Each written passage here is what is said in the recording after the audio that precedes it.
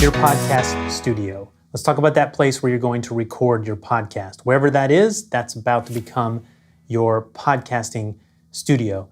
You can see we're in my studio right now, and it is definitely not an ideal place to record audio in.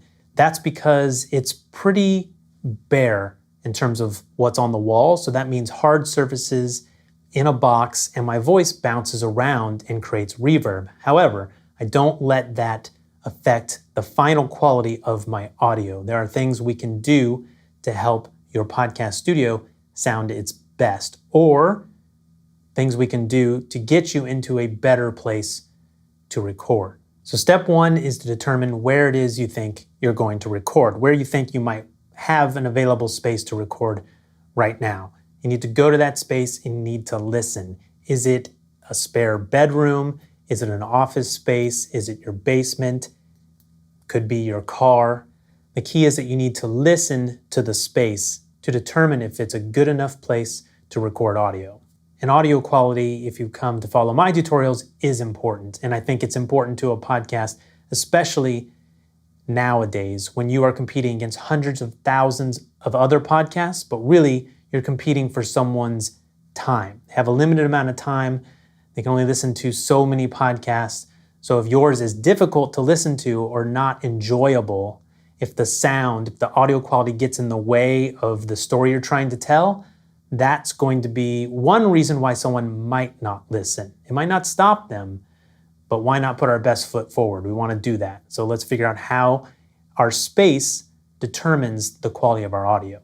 So when you go to the space you're going to record in, do you hear external noise? Traffic from the road, dogs barking, aircraft or trains? Do you hear internal noise like heating and air conditioning,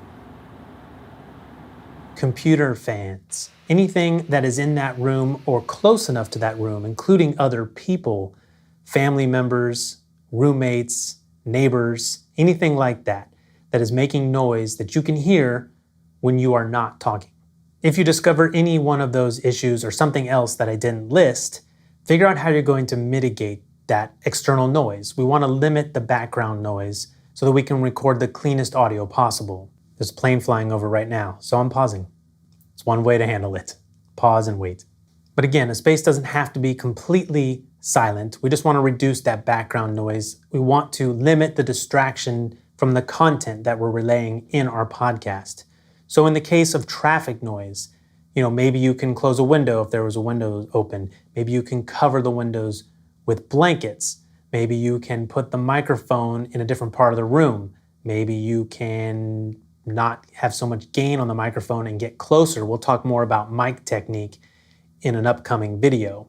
But if you have too much traffic noise, one way to solve that might be to go to a different location or maybe even a different time of day. So figure out how you're going to get further away from that traffic noise. The same goes with gardeners coming around or dogs barking. It could be the time of day.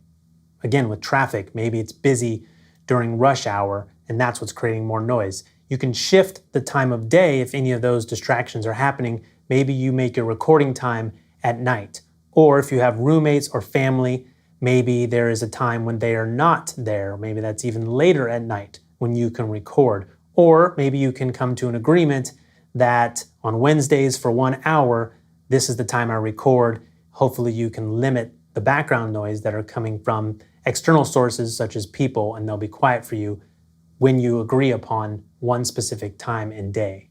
When it comes to internal noise, such as computer fans or heating and air conditioning, maybe you can disable those. With heating and air conditioning, you can turn those off. Maybe turn them up really high before you record, turn them off, coast on that condition in the environment, whether it's extra cold or extra hot, for an hour while you're recording. If it's computer noises, for me, I don't record into a computer. That's one of the reasons, is fan noise. I don't want that in my audio, so I record into an audio recorder to avoid that. If it's something you don't have control over, such as heating and air conditioning in an office or at school and on campus, there are things you can look into to covering up and reducing that noise. Again, trying to reduce or mitigate the noise doesn't necessarily mean it has to be completely gone. If you do have to use a computer when you record, or that's your preferred method for recording, we'll get into some different methods in an upcoming video.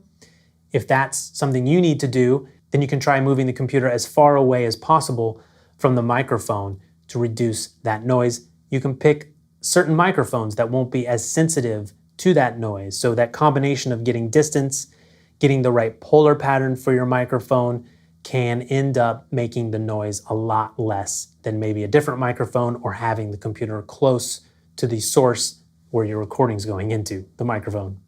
All of this is best taken care of at this point because I like to say you can't make bad audio good, you can only make it less bad. This isn't stuff you want to deal with in post-production. If you get it right, if you get it as clean as possible at this stage, then when you bring it into the edit or you do any processing to the audio after you record it, you can really polish it and make it better, make it shine, make it really nice sounding audio. If you're spending all your time trying to fix these issues, in many cases, you won't be able to fix them. And in a lot of cases, you'll do things that'll actually make the audio worse. So we want to record it as best as possible to give us the best final audio. While you're listening to that space, I mentioned in this space, reverb or echo, the sound that my voice makes when it bounces around the room off of hard surfaces and comes back into the microphone sounds sort of like echo, known as reverb. To reduce this, there are some things you can do, but I guess the beginning question is, do I have too much? Maybe I don't have enough. So one thing you can do is to record some samples. Take your smartphone out, put it a few inches away from your mouth, and go into each space, record a sample, and then use something to compare it against. Go into your closet where there's lots of clothes and record the same sample, including being quiet so you can hear background noise. But listen how when you go into the closet with all those clothes to absorb the reverb, to absorb your voice, and not have it bounce back into the microphone, that's going to give you an idea of how flat the audio can be. You might not want it that flat. I don't. I want a little reverb. So a little is not bad at all. But record samples in the space, how you're going to record, and then record a sample maybe in your kitchen where it's really reverberant so you can get an idea of what too much sounds like.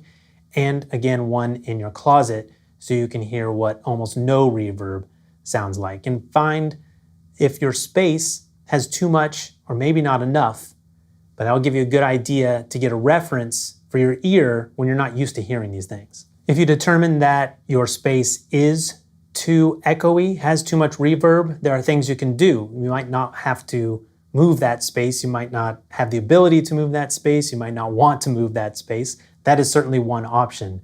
And even in a pinch, a car makes a nice quiet, often quiet, depends on your car, and a lot of times doesn't have too much reverb. So if that's the only place you can put your studio, it is something to consider. But if you find out you have too much reverb, you can add elements to your space, whether it's just furniture like chairs and couches, you can add rugs, anything that makes the space less hard. It's something to absorb the reflections of your voice.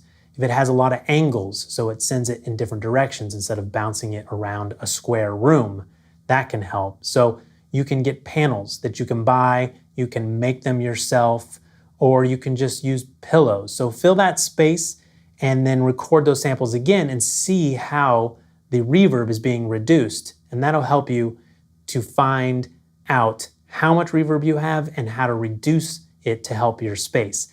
Again, when we go into microphone technique, we'll look at some strategies for also reducing the reverb, mainly by getting close, but that comes with its own issues, so we'll get into that. But check out your space. If it does have too much reverb, see what you can put into it to absorb sound. In my case, right over here, I have a sound blanket, so those work really well.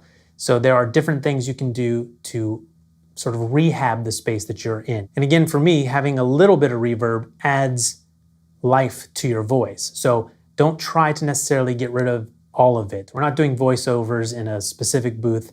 It'll give you some life to have a little bit of reverb, so don't try to overdo it.